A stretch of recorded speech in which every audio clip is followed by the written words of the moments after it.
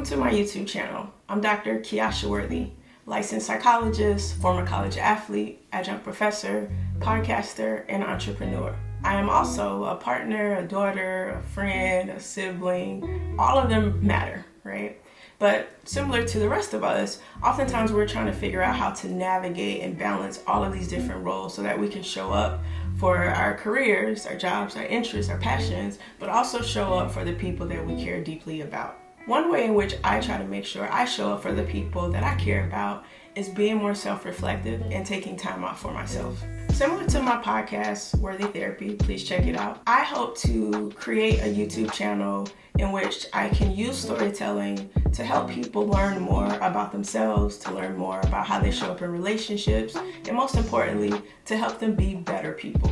Early on, I had an experience with self-reflection at a very young age, right? My mom bought me these books. Maybe I'm showing my age here. The author was Joy Berry, and essentially the series was titled How to Be Good. So some of the titles of the books were complaining, whining, cheating. The takeaway point is to not do those things, but how can you not do those things? Similar to who we are as adults now, that was more when we were kids, learning those sort of basics, showing respect, having morals, being ethical, right? We still need to learn things, right? Learning doesn't stop when you're a kid, right? It continues throughout our lives. Similar to the Joy Berry books I just referenced, my goal of this YouTube channel and my podcast is to create stories that the audience can relate to, but also take some gems from. Right? And so I'll do that with some fictional writing, but today's episode is really special for me because I will be sharing a piece of my story. All right, so let's get to the storytelling. After I wrote my story, I realized that the main topic here is the importance of childhood stability and identifying some of the negative implications that can come when a child doesn't have stability. Oftentimes, I hear from people that I seem very confident, sort of feel like they think that I have it all together, but what they don't realize is how much hard work and effort it takes to put on such a look. I'm not saying that I am not confident, but for me it takes a lot of hard work. That has to do with me growing up not feeling connected. Like I felt a huge sense of disconnection as a kid, as an adolescent, and even in my early adult years. I don't know if, when it started during childhood, if it was because of my mom's divorce from my biological father in my preschool years, not feeling connected to my stepfamily during my grade school years, or if I was simply different. At the age of 9, my mom remarried and I was finally in one place.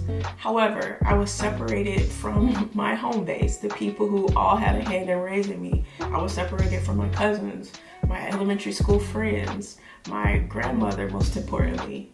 And that really took a toll on me. At 9, my mom remarried and I was finally in one place.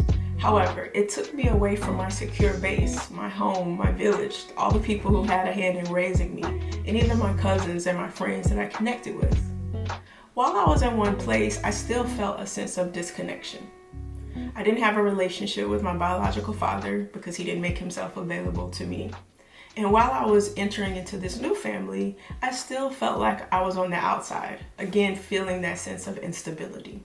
Unfortunately, that feeling followed me into my adult years, and I noticed it the most in my relationships, especially romantic relationships. Although I was still confident, I was always quick to leave anytime I felt any discomfort. I wasn't the best communicator. Instead, I would often try to appease the other person, thinking that that would strengthen my connection. What I realized is what it did strengthen is my feeling of disconnection from the other and even from myself. I want to zoom out here and identify experiences that may have influenced my passivity and somewhat avoidant attachment style. I started with confidence, right? And how much effort it takes for me to exhibit confidence, or it took for me to exhibit confidence. It is hard to be confident when you don't feel connected to yourself or with yourself, right? I didn't know who I was, and so I couldn't show confidence or even relate to another person in a healthy way. When we zoom out further and look at some of those early experiences that may have influenced this feeling of disconnection, we can start with the instability I experienced earlier on. So similar to what I say in terms of trauma, there's no such thing as big T and little t, right? When we go through something, it matters, right? While my instability was not as severe as homelessness, there was a level of unpredictability that I couldn't anticipate. So the back and forth from mom to my grandmother's house. I do notice even to this day that it impeded my ability to really connect with my mom in a healthy way because there was so much back and forth. Stability for the child is a form of safety. For a child, safety represents knowing who their people are, right? Knowing that they can predict their schedule. Knowing that this person will attune to their needs and predict them even if they aren't even exhibiting that they need something or even verbalizing that need. Right? Because I was bouncing from house to house, right? My family had to, it was a village raising me. There was so much unpredictability. Who was my person? Was it my grandmother? Was it my uncle who would sometimes pick me up from my mom to my grandmother? Was it my mom, right? So there was some unpredictability that I was experiencing that made me feel even more disconnected despite knowing how much they loved me. I felt a sense of disconnection from them as well. Fast forward to my mom's remarriage, that feeling of disconnection stayed, right? Although I was able to look at my environment and notice that it was stable, I know what to predict. I know that I'm going to school in the morning. I know that I'm going to take the bus or walk or to ride my bike back from school, whatever it is. It was very much predictable, right? So on the outside, everything was stable, but in the inside, I still felt this sense of disconnection. To combat that feeling of disconnection, I started to develop people-pleasing habits. I thought if I could appease the other person, do what they want, this would help me feel more connected to them and ultimately connected to myself, right? This is me as a kid trying to navigate this, thinking that in order for me to feel connected within, I have to first connect with someone else. And as I'm going through this, you're probably like, no, that's probably not the healthiest strategy. So I don't know about you, but when I felt disconnected and a strong sense of disconnection, I also experienced self-doubt. It would follow me in my relationships, in my sport, basketball that I participated in my relationships with my family, my friends. I wasn't confident. And I wasn't confident because I didn't truly know who I was because of the anxiety, the instability. And again, I'm reflecting in this hindsight way, but in the moment, I was unaware of it. My family was unaware of it. They didn't realize how important it was for me to have stability, to be able to predict what was coming next, right? Things were unpredictable, and I can't emphasize that enough. I must say that instability is not the only variable that influenced my anxiety, feeling of disconnection, or self-doubt. It was only one thing that I'm focusing on, and I choose to focus on it to show how important instability is for all of us, even adults. To be honest, when I first began writing this episode, I didn't know what direction it would take, and I think that's the beauty of storytelling. Usually we sort of share or omit things or add more details to connect with the audience. So I hope that I'm connecting with some of you in this story. Stability is necessary for all of us, not just children. To be able to have a secure home, to have stable and positive relationships in your life, to be able to predict the future. We can't predict everything, but to be able to predict the next thing makes a person feel more grounded and more settled. So as we zoom out once more, what I hope to do here is to provide some tips that I use to help me feel more stable in my life and ultimately more connected, more confident, less anxious. I'm still an anxious person. I have no problem with admitting that.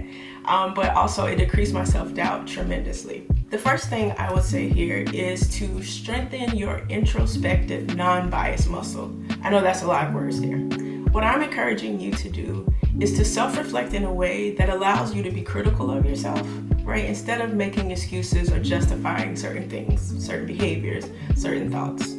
I sucked strengthening that introspective, non-biased muscle. For example, I would come up with so many reasons of why I shouldn't seek help. To be honest, when I first began writing this episode, I didn't know what direction it would take. But that is the beauty of storytelling. It helps you connect with the right audience, and I hope I have connected with some of you. Like children who need a stable environment, we also as adults need positive and healthy relationships.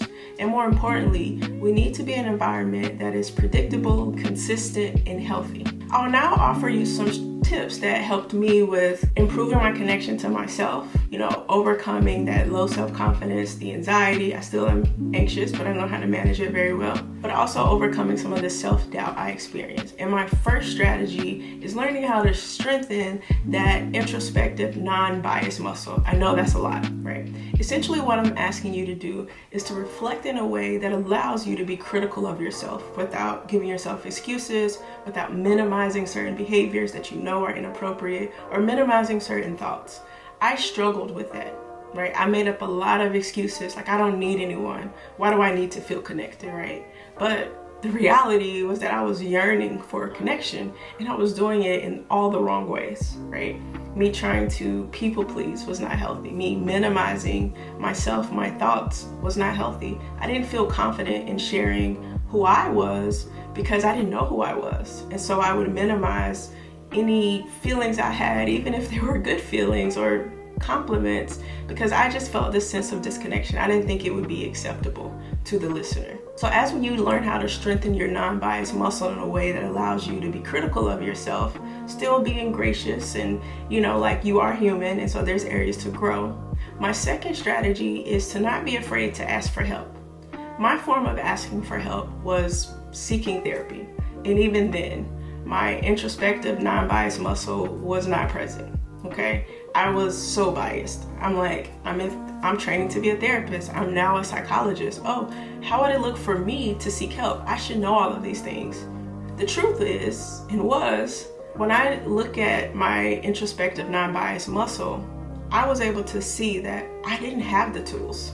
I may have learned this from a book, but I was really struggling with applying it to my life. And I was okay with that because similar to the Joy Berry books that I referenced early on, I wanted to be good. I wanted to be better.